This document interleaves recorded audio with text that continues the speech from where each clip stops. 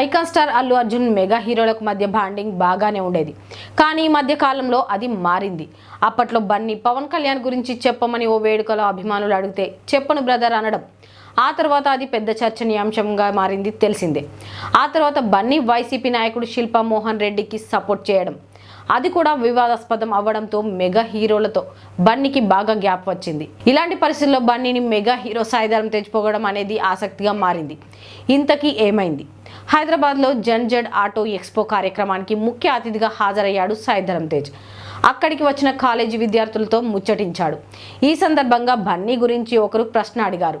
దానికి తేజ్ బదిలిస్తూ అల్లు అర్జున్ను గారు అని సంబోధిస్తూ అతడిపై ప్రశంసలు కురిపించాడు. అల్లు అర్జున్ గారి గురించి చెప్పాలంటే ఆయన సూపర్, బాగా యాక్ట్ చేస్తారు. ఆయన ఇండియాలోనే బిగ్గెస్ట్ స్టార్లలో ఒకరైపోయారు. ఆయన చాలా గొప్ప వాళ్ళు అయిపోయారు. ఆయన విషయంలో నేను చాలా హ్యాపీగా, గర్వంగా ఫీల్ అవుతున్నాను అని తేజ్ చెప్పాడు.